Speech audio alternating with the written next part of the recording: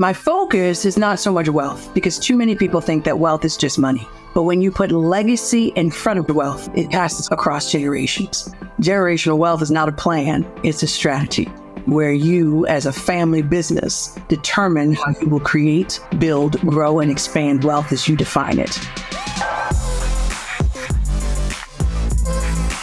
Well, greetings, friends, and welcome to another fabulous episode on the Color of Money podcast.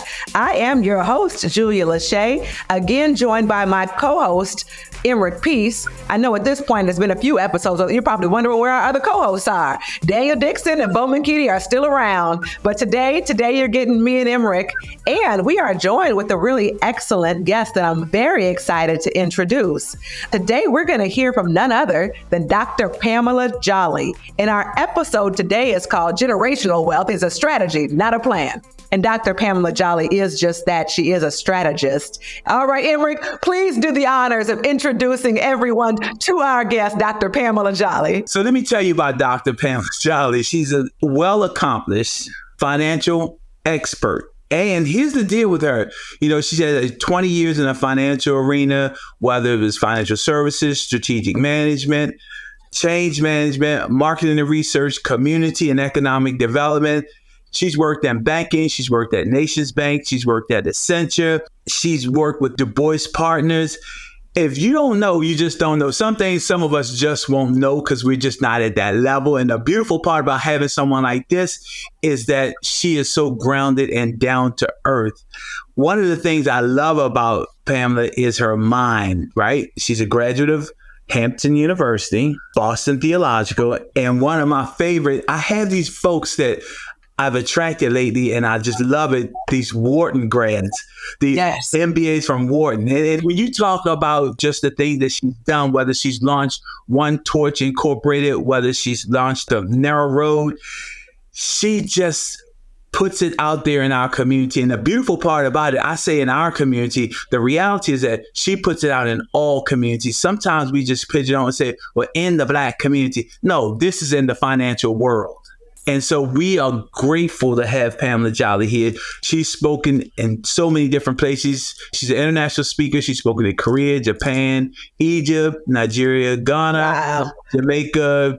She's spoken to crowds upwards to over 3,000 people. She's presented to Narrow Road to over 3,000 businesswomen and owners throughout the world. And here's another thing, one of those great minds again, most recently, Oxford, England. Wow. Okay. So without further ado, Dr. Pamela Jolly. Thank you so much for having me. How did we meet? We met at NAREB, National Association of Real Estate Brokers. Well, I think we connected because you were so grounded. Yes, Emerick, you were on the board of NAREB, and you were a force to be reckoned with, just as you are now, if not even more so. And I was blessed to be the strategist for the oldest Black trade organization in the country, NAREB. And you were always a trusted partner, someone that I could really look to and continue to do that. And so I'm really grateful for our journey together since that time. And so we're talking about money, the Color of Money podcast. There's a construct about wealth that we all have. What does wealth mean to you in that whole construct, the idea of wealth? Definitely. And I appreciate how you preface that because, you know, wealth is cultural, as I have found it. It's a matter of perspective. And my perspective is that wealth is a journey of a series of financial decisions that create, build, grow, and expand opportunities. But my focus is not so much wealth, because too many people think that wealth is just money, and it's so much more than money. But when you put legacy in front of wealth, it passes across generations. And that's where the topic of this podcast is, that generational wealth is not a plan, it's a strategy. And it's a cross-generational strategy where you, as a family business, determine how you will create, build, grow, and expand wealth as you define it. And so with that being said, we're in this place right now where I'm going to call this, for lack of better terms, the second coming. And I'm calling it the second coming because we have an opportunity to create something special, different than generations before us. Why is wealth so important in 2024 and beyond? Or why is the legacy so important in 2024 and beyond. So let me set the context so your audience understands the perspective that I come from.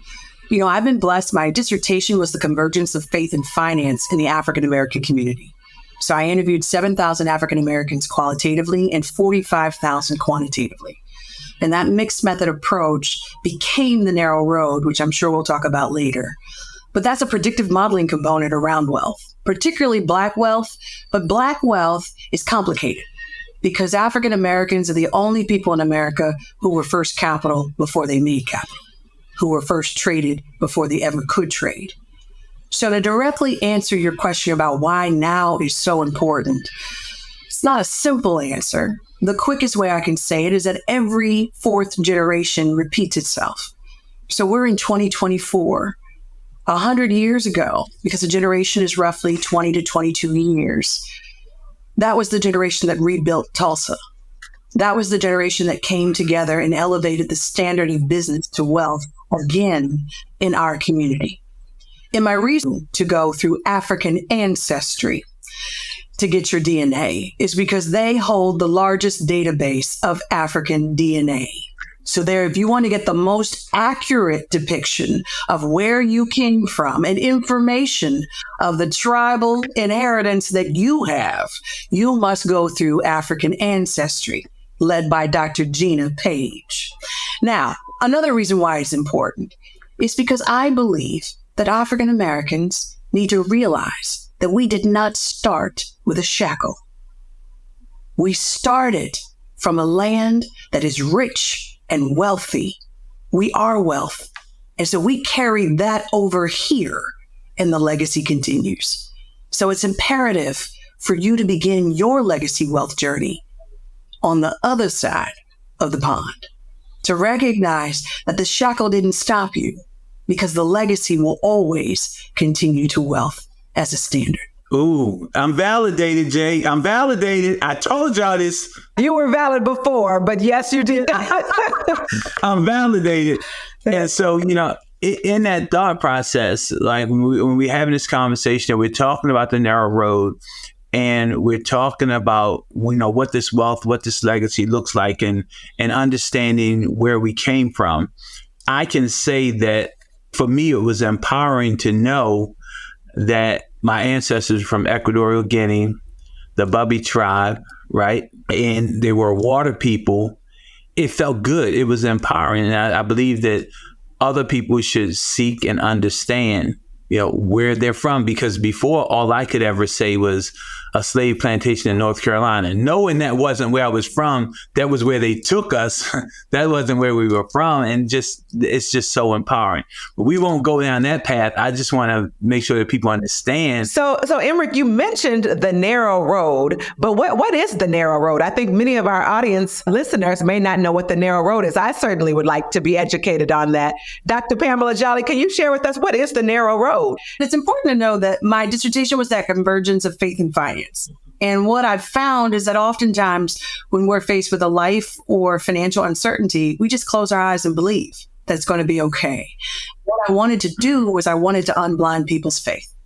And the way I wanted to do that with the substance of finance and business and the evidence of the strategies in everybody's life journey. And so because faith and finance, everything that I do is based on a biblical parable. And so wide is the gate that leads to destruction, but narrow is the road that leads to life. Few find it and even fewer take it. That's the book of Matthew. And so when we think about the narrow road, it's the culmination of 7,000 research studies qualitatively with African Americans and 45,000 quantitatively. It's a mixed method approach. And so this is my first book. And my first book, I self-published and sold over 30,000 copies. I want to say thank you to the 100 Black Men because I launched the book at their national conference. Wow, okay. And so the road meets you where you are with your vision. It moves from vision to thought, from thought to action, from action to speech, and from speech to outcome. And then I'm grateful because I wouldn't know anything about 100 Black men if it wasn't for Marva Allen, because she invited me to speak at their national conference, which opened up the door for me to speak to national Black organizations across the country. But Marva didn't stop there. During the pandemic, she reached out to me and she said, can I do a second edition? And we did. Within the narrow road, it's color-coded. There's a typing tool where with one question, I help you reveal your wealth identity. Because what I found in my research is we all don't see the same way. We look at different dimensions on the horizon. We all don't think the same way. Yet every single one of us is a genius when we take time to overcome our insecurities. We all have strengths, but if you don't know exactly what your strengths are, remember, strengths are gifts, and your gifts make room for you. You could be in the wrong room and rejected, not understanding you're actually being protected. And then lastly, we may all say the same words, but we don't mean the same things. But we also don't speak the same way. It's important for you to understand the power in your voice. And then lastly, the importance of anchoring to outcomes that you believe in. So when people tell me they want to build wealth, and I ask them a couple quick questions, I know whether or not you want to believe it, whether you want to pursue it, because your belief drives your action. That just speaks volumes to me, because that's a conversation I've been having with people lately. You know, they say, well, I think. And the real question is not, do you think it? Do you believe it? There's a difference. There's a difference in thinking something, and there's a difference in believing something. So, well, a thought without a mission, right, is a dream. And we are blessed with our resident dreamer, Reverend Dr. Martin Luther King, which was the first bookend of my dissertation. I connected the 40-year dots between Reverend Dr. Martin Luther King and now two-term President Obama. But then he was a presidential candidate. And so you can think something, and that's a dream. But oftentimes our dreams are deferred. If you truly want to build wealth your way, start with thought. Actually, start with vision. Move on to thought, but move it to something that you believe in so that you're convicted. Because when you're convicted, then it becomes a mission. And once your wealth becomes a mission, then you will achieve it because you believe it. Some people say, oh, that's just words. No, actually, that's strategy. A strategy connects the what to the how. Once you understand the how and you own it, it becomes a road to wealth your way. And of course, you are a strategist. In fact, you created this topic, the headline we're using of generational wealth is a strategy. So can you talk to us a little bit about how we create this strategy in our households, in our families? How do we create a generational wealth strategy? Yeah, so it's important for you to move beyond story to narrative. Everybody has a story. You have a beginning. You were born. You have a middle, which is your journey, and then you have an end in which you transition from this world. Everybody has that. But a narrative is a legacy that didn't begin with you and will not end with you. And so if you want to create a generational wealth strategy, recognize it takes 3 generations to build legacy wealth, only 1 generation to lose it. So it's not just about you. It's about the family business that you grew up in, where you were taught what to do and what not to do. It's about how your parents were influenced by their parents. And if you can go even further back, praise be, that's even better. But literally, 3 generations is what you need. That makes you either the 3rd generation or the 4th generation, depending on how far you can go back. The reason why is because while each generation had a different opportunity, each generation is weaker and wiser, which means you may know what not to do. Doesn't mean you know why. And it's important for you to know why. Everybody knows they need to save. Not everybody knows why till they talk to a family member that doesn't have enough money to retire. Everybody needs to know they need to invest. Doesn't mean you do it. It's not until you talk to an uncle or a cousin who has invested in the capital markets from 2007 to now, and you see how much wealth that they have acquired. It's imperative for you to own your legacy narrative because your family as a whole has created income. They have built cash flow and a lifestyle. They have a standard of living. Are you going to live above it or below it? Some people don't like talking about class. In my research, I found people thought class was a lifestyle. No wonder why people always talk about the Black community in relation to our buying power. Because buying, if you can no longer afford to buy, you don't have any power, right? which means you always got to work harder to make more money, right? So that you can spend more money, right?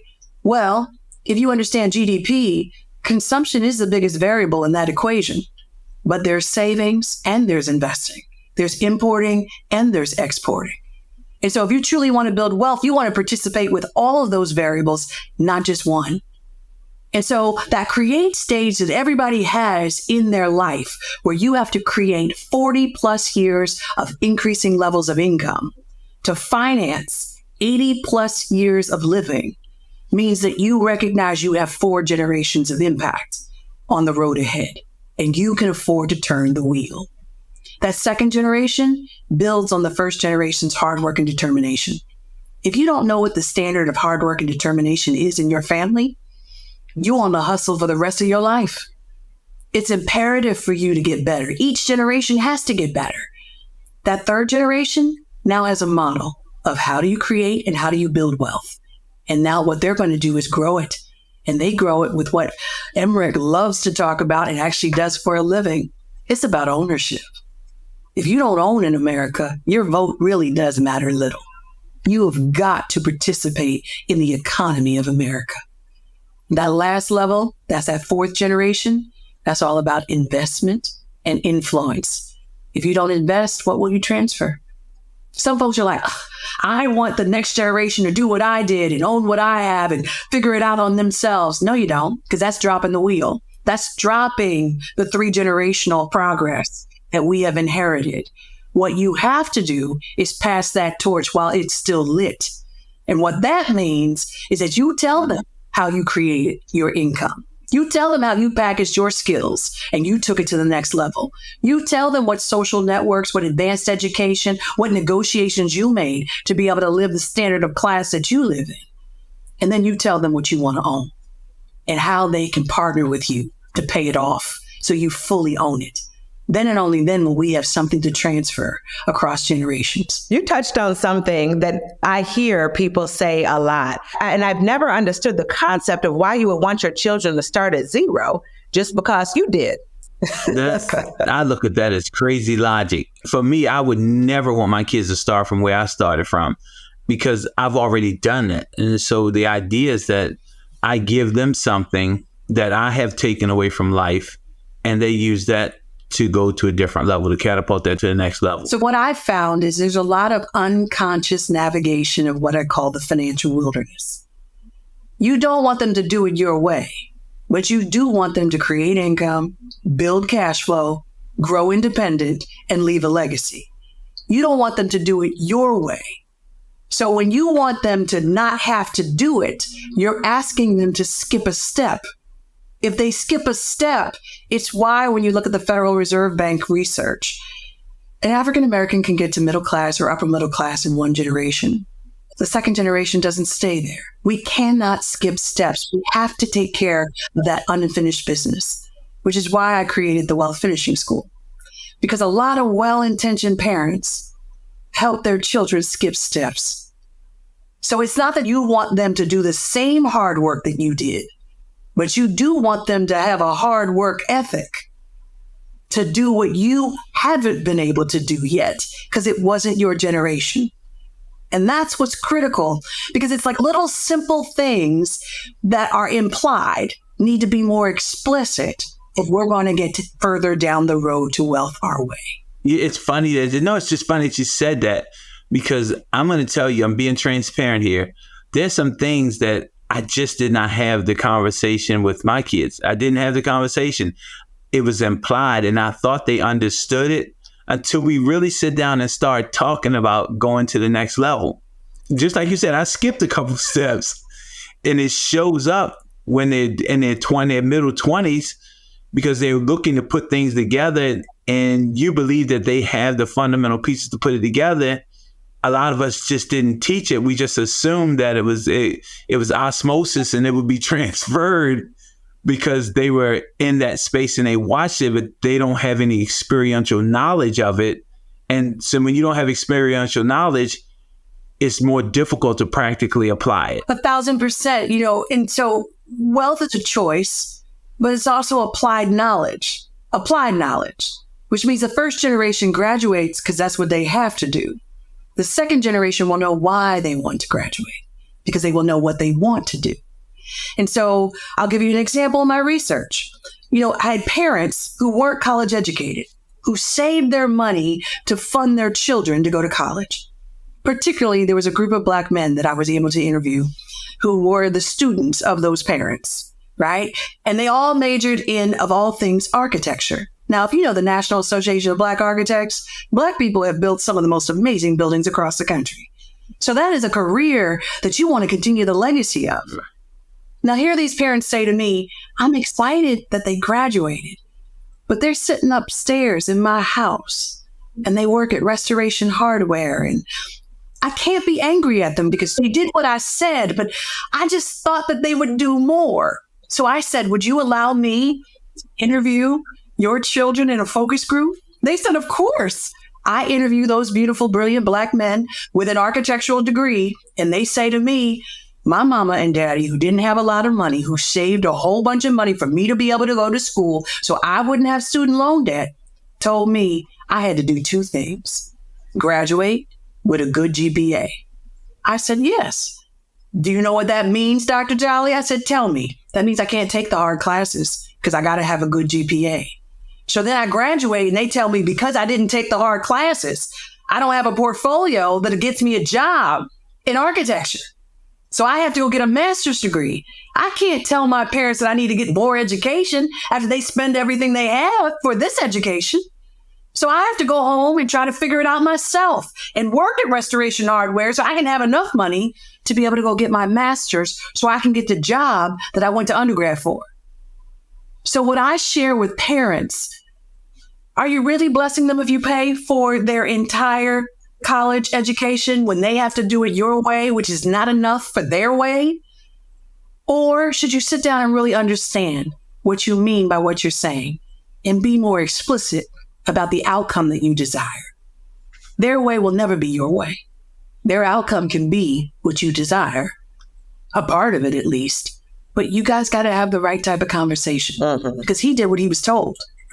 But what he should have done is what was expected. Well, let me ask you another question. You mentioned, and we kind of glossed over it, you mentioned wealth finishing school.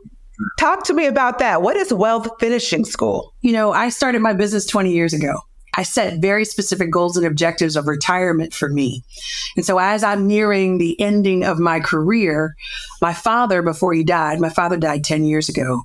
And my father said that, how are you going to leverage all of the things in your head to help the people that you care about the most? And so what he was saying was, I do have 4 degrees. I did read 4,000 books. I have gone to 111 cities of Black communities talking about wealth. But how does that go further beyond me?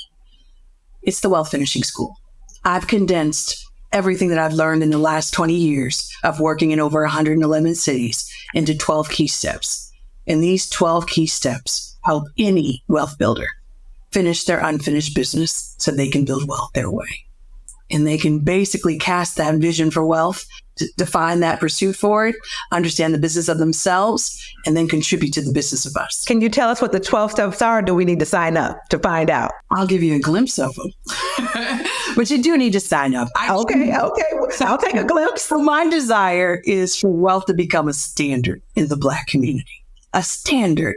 First step is legacy. Second step is identity. Third step is inheritance. Fourth step is the financial wilderness, which you must navigate and exit out of so that you can take the fifth step, which is the road to wealth your way. So then you really want to take the sixth step, which is closing your own wealth gap. And then you'll realize that you need to take the seventh step, which is a snapshot of the wealth builder in you. So then you want to take the eighth step so you can understand the difference between race and class. And then you want to take the ninth step because you want to build the 3 dimensions of freedom by understanding the 3 types of cash flow. Then you want to get to the 10th step because you're ready for it, which is enculturating wealth your way in a blueprint that other people can read and understand so that you don't think that we're in crabs in a barrel. You just understand that people don't want to be left behind and you can include them. And then, and only then, are you ready to take the 11th step, which is to build your own wealth group because wealth is a group process. And the last one is what I hope everybody does. Then you want to pass the torch while it's still lit I really want to get this question out because our audience, this is like really particular to our audience. What's the role of the Black real estate professional in this whole legacy? So the narrow road legacy. So what's that role, Dr. Jolly? Because our listeners really have to understand that what part they can play, not just in their family and with their clients and their extended networks. I love how you said that because it takes us full circle to where we began, Emmerich, our journey, right? I mean, literally, the real estate professional is the leader towards a dream that's realized. When we think about life, liberty, and the pursuit of, answer that for me. What's the end of that? Life, liberty, and the pursuit of, what is it? It's that happiness, but it depends on what you want to answer. Happiness is a moving target, but they say happiness. So happiness is really what the promise of America is without equity. The original statement was life, liberty, and the pursuit of ownership leads to happiness. If you don't own in America, it's very difficult for you to be happy across generations because you don't have a lot to pass on in terms of financial wealth, right? You can't pass on a lifestyle. You can pass on some wisdom, but you can't pass on a lifestyle. Please hear me. Everyone has an inheritance and everyone has the ability to leave an inheritance. Not everyone will inherit something financial and not everyone will leave something financial. But there is something that you can pick up and there is something that you can leave. Mm-hmm. But if truly you want to leave something financial for generations to come, you have to own it. That's why the real estate professional is the biggest genius in our community.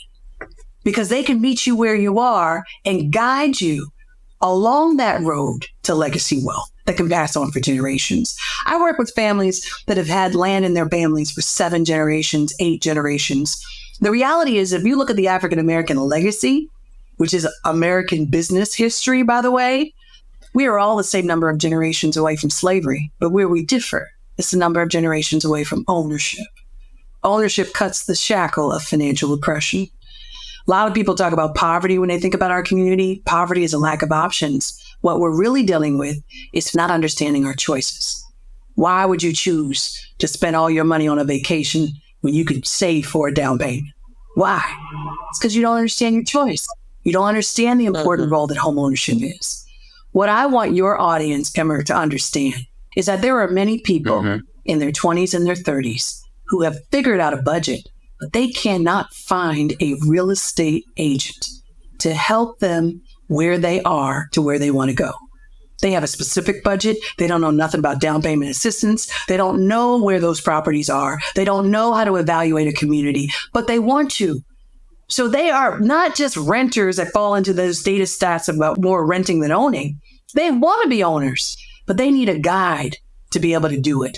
And I pray that that becomes you. Well, let me ask you this as we close up, Dr. Pamela Jolly. Clearly, you are a wealth of knowledge. How can our listeners find information about the Narrow Road? How can they sign up for the Wealth Finishing School? Where can we find more information about you? We will also have it in our show notes. So if you're listening and you're like, how do I get access to this? You're going to go to thecolorofmoneypodcast.com and you'll be able to go to the show notes and get this information. But for those who are just listening right now, how do we get access to all this wonderful information you shared with us today? Great question. So one, my website is torchenterprises.com, torchenterprises.com.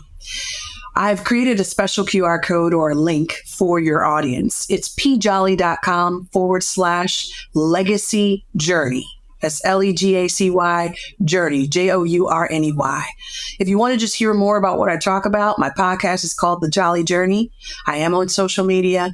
And the Wealth Finishing School, you'll be able to get access to that if you go to pjolly.com/jolly journey. Last thing, I'm doing a 6-city tour starting in July. And I'm so excited about the 6 cities that I'm going to get to come to. If you want to know more about that, definitely go to the website because I'd love to see your face. I thought you were going to tell me the cities now. Oh, listen, I leaned in like I wonder if she's coming to my city.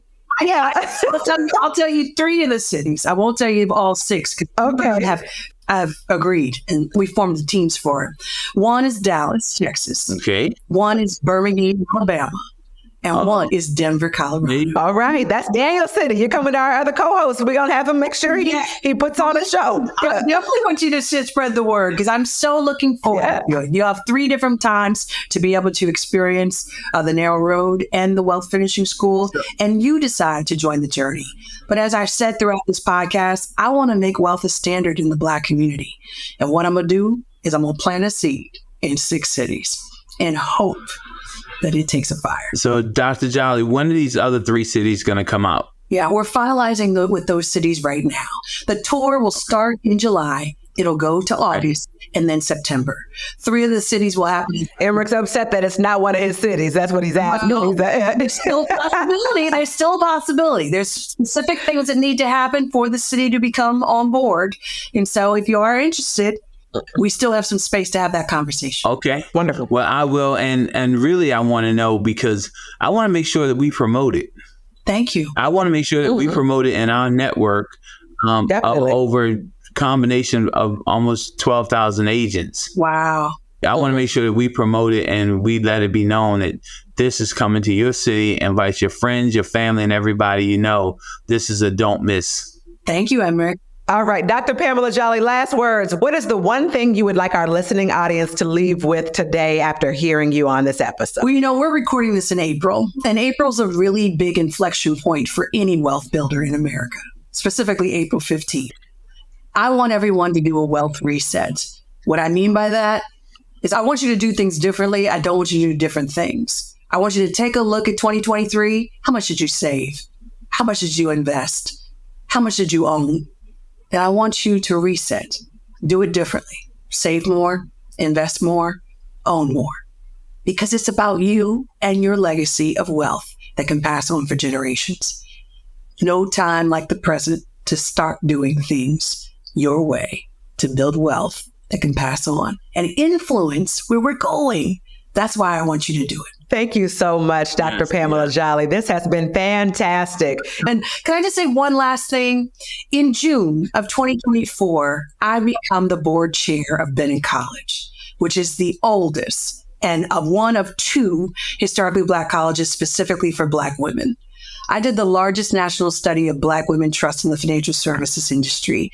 Black women make 71% of the financial decisions for our community. I truly want Black women to own their position because there's a tremendous opportunity for Black women to come together and birth a new economy in our community. Let's do it. Let's do it. Let's do it. God bless you. Thank you so much. And thank you, everyone, for tuning in to the Color of Money podcast. Follow the Color of Money podcast today and get notified when new episodes are released weekly. Be part of this transformative listening experience. This podcast is for general informational purposes only. The views, thoughts, and opinions of the guest represent those of the guest and not KWRI and its affiliates, and should not be construed as financial, economic, legal, tax, or other advice. This podcast is provided without any warranty or guarantee of its accuracy, completeness, timeliness, or results from using the information.